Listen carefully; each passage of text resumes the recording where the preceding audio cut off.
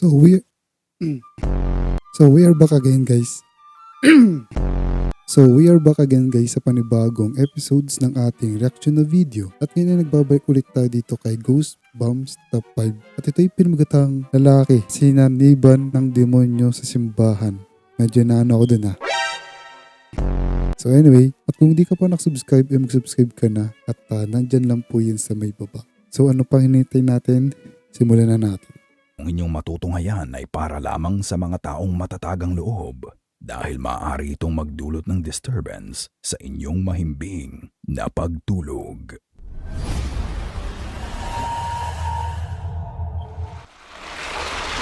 The Closet. Habang nanonood ang magkapatid na to ng TV sa kanilang kwarto, they would unexpectedly experience their first paranormal encounter. Ang sabi nila, nung lumipat sila sa apartment na yon, may mga nararamdaman na silang kakaiba dito. Ngunit ito ang unang beses na may na-capture sila sa camera. Let's see that she still has her account. Sa cabinet? You missed it all the way back to the song.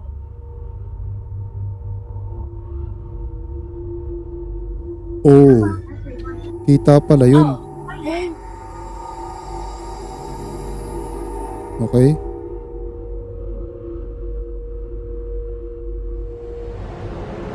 Grabe parang hindi makalat Habang nanonood ang dalawa, bigla na lang bumukas ang pinto ng closet sa kaliwa ng video. Napatingin na lang sila na guys. dito at matapos nun ay dahan-dahan na silang tumayo dahil sa takot nila. Sa una ay kalmado pa ang dalawa ngunit nang mabuksan nila ang pinto, dito na sila nagmadaling lumabas. Coincidentally, nang biglang bumukas ang pinto, bigla din sinabi ng pinapanood nila na "Hello everyone." Hello, everyone. Na parang napaka-perfect ng timing nito as if the ghost that opened the door was greeting them. Ayon sa nanay nila, ang closet sa So magkapatid sila. kwarto ng mga anak niya ay hindi nila mabuksan-buksan and it was shut in from the inside. Kaya gano'n na lang din ang kaba ng magkapatid nang bigla itong bumukas ng mag-isa. That closet door has been stuck on the inside of the closet for literally almost a whole year. Our lease was a year. That door was pushed in the entire time. I couldn't open it. My husband couldn't open it. They couldn't open it. So that's really what spooked the hell out of them because it opened for the very first time ever. Although nakakatuwa ang reaksyon ng dalawa, pero you can see a genuine fear sa mga mukha nila nang makita nila ang pagbukas ng closet. But what do you think? May multo nga ba talagang nagpaparamdam sa kanila nung gabi na yon? Ikaw na ang magpasya. Car or ghost? Si Big Dre ay isang podcaster na mahilig sa motorbike. One time during his live stream, nasa isang bahay siya kung saan nagtitingin siya ng mga lumang parte ng bike na pwede niyang gawin. Ngunit nang sandali niyang maitutok ang camera niya sa daan, may napansin ng mga kaibigan niya na talaga namang ikinagulat nila. That's an old motor right there. Nah, them trash Uy, man. ano yun? Who really is running through there like Usain Bolt? Hey, bro. Hey, wait a minute. Go back to the street. Something on the Hey, line. man. Something Who on the that line. was running through there like Usain see Bolt, this man? I thought I was Hell tripping. yeah. I thought I was tripping, dog. No, you wasn't tripping. They run through that motherfucker like Forrest Man, I Gump. was gonna say, May puti na dumaan. Ewan ko kung tao yun or ewan ko. I'm just saying, intruder alert. Intruder alert. Nakita mo ba yon? Sa pagtutok niya ng camera sa daan, makikita Ano? mo ang puting figura na mabilis nagdaan pakaliwa. Parang kala mo nakabike no? Makikita mo pa nga ang dust trail nito. Ang puting figura ay parang tumatakbo pero unhuman ang bilis nito. At kung titignan ay parang nga itong hugis tao na puti lang. Kahit ang mga kasama niya sa live stream ay hindi makapaniwala sa nakita nila. Lahat sila na hype dahil nga sa pagdaan ng ghostly figure na to. Ang sabi naman ng iba sa comment section ay itim na kotse ang nagdaan. Pero dahil sa quality ng camera niya ay hindi na malinaw ang rehistro nito. Pero ano sa tingin niyo? Multo o Pagkadaan dun biglang nawala kotse? Kotse, pero puti. In the kitchen. Ang videong mapapanood nyo ay shinare ni Taisha Baka siguro yung pagkarehistro niya tapos nawala, kotse na. sa kanyang account. Ayon sa kanya, nasa kusina siya kasama ang kanyang baby daughter. Naghahanda siya ng pagkain para sa dinner nila habang kumakain naman ng cereal ang bata sa lamesa. Naggulat na lang siya nang bigla niyang naramdaman na merong bumato sa kanya. At first, she thought it was her baby. Ngunit nang panoorin niya ang CCTV nila, Akala mo lang yun. laking pagtataka niya sa nangyari.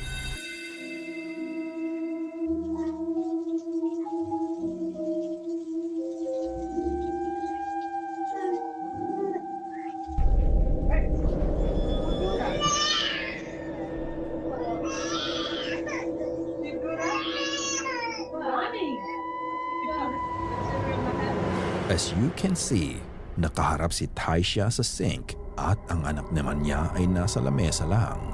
Nang hawakan ng baby ang lagayan ng pagkain, makikita mo na bigla na lang lumipad ang isang peraso ng cereal sa kanya. Makikita mo na bigla na lang lumipad ang isang peraso ng cereal sa kanya. Makikita mo pa ang trail nito at ito ay tumama sa tenga niya. Nakakapagtaka na bigla na lang itong lumipad papunta sa kanya kahit wala namang ginagawa ang baby noon para mangyari ito. Bukod doon, Imposibleng may tali yun. Ang ina. nang may zoom out ang video, makikita mo din ang upuan sa ilalim ng By the way, hindi siya CGI ha? baby na gumalaw ng mag-isa. Noong una, tinanong pa niya ang bata kung bakit siya binato nito. Pero doon siya nagkamali dahil hindi anak niya ang may gawa nun. Kung hindi, isang bagay na hindi nila nakikita. Parang nagalit pa nga ang baby niya nang pagbintangan niya ito na bumato sa kanya. Pero ano sa tingin niyo ang nangyari? Meron nga kayang multo silang kasama ng mga oras na yon o may iba pang paliwanag sa nangyari? Mga ka-goosebumps, maikling commercial muna tayo. Sana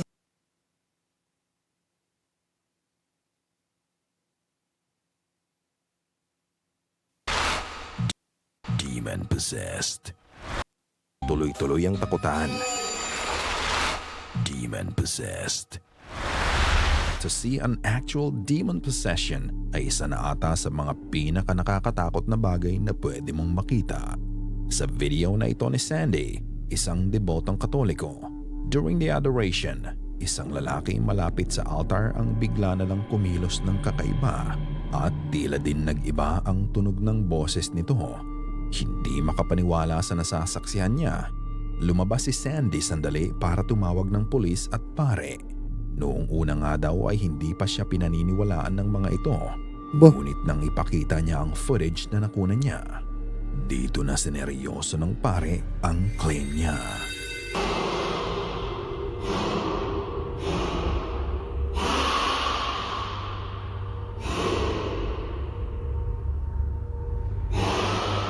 lah.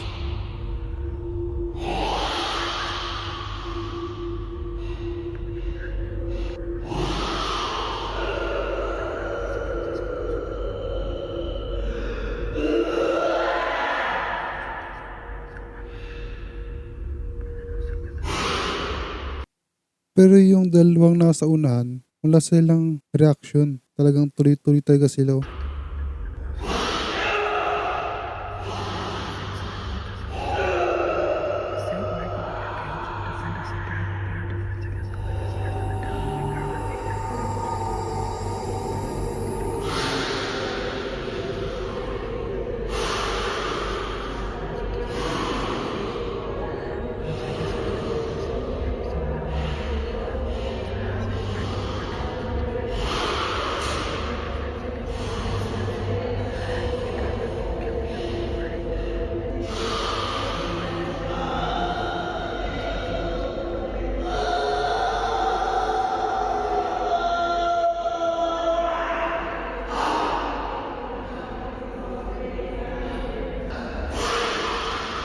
Umas na yung isa oh.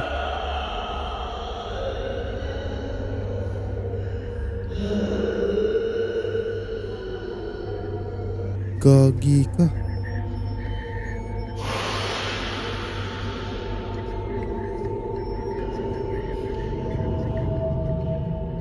Yung may iba na.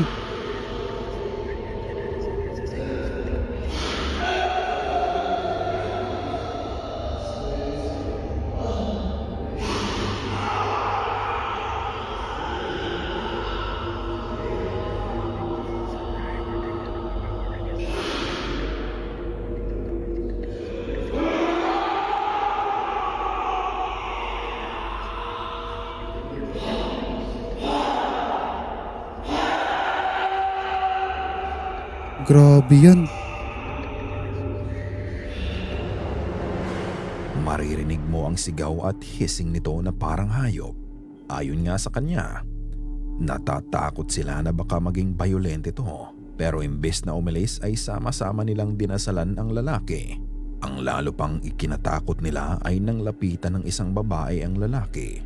At nang buhusan niya ito ng holy water, makikita mo ang violent reaction nito. Sa kilos nga ng lalaki ay parang nilalabanan nito ang kung anong masamang espiritu na umatake sa katawan niya. Maya-maya pa ay dumating na din ang police officer na nakausap niya para siguraduhin na wala itong gagawing masama sa ibang deboto na nasa simbahan. Ngunit kahit ganoon, patuloy pa din ang pagdadasal nila para sa kanya. Ilang sandali pa ay dumating na din ang pare. Dito niya dinasalan ang lalaki upang paalisin ang nakasanib dito. Iba pa din ang kilos ng lalaki ngunit hindi nagtagal. Napakalma din ng pare ang lalaki. I was trying to light a novena when this began to happen. When I saw this man in torment, I knew that I had to sit down and pray for him too. This was actually going on for about 15 minutes or so. So I ended up Hanggang 15 leaving minutes. to go to the office so that they can get the priest to come. So I ended up going into the school and the officer was right there. And I walked up to them and I told them, I said, there's a man that needs help. He's demon possessed. At least that's what it looks like to me.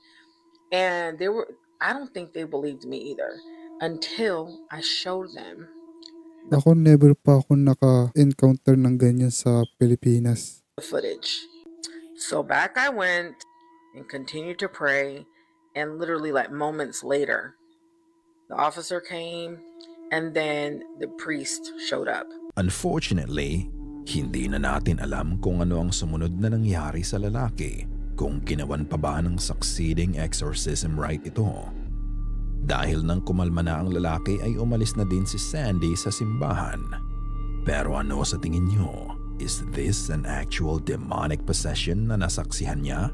Ikaw na ang humusga. Spiritual warfare. Sa account na ito ni Acoustic Truth Ministry, kung saan halos lahat ng mga videos niya ay patungkol sa worship at salita ng Diyos. Isang video niya ang naiiba sa lahat. Ang sabi niya, ang litratong nakuna niya ay nangyari during the time na he was in his lowest and he was having a spiritual warfare. Nang kunan niya ng litrato ang anak niya, ito ang nakita niya. So I'm pretty sure I saw a demon and captured a photo of it. This was from a while back and I contemplated even putting this out, but with the veil thinning and the world as the way it is, I want to just show a picture. I'm sure there's going to be a lot of people that say it's not real, blah, blah, blah.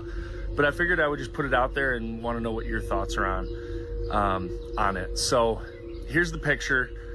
It's just my daughter playing. I took a picture May of demon her. I ba? took a picture of her, and I noticed something strange in the background on the Alin dyan?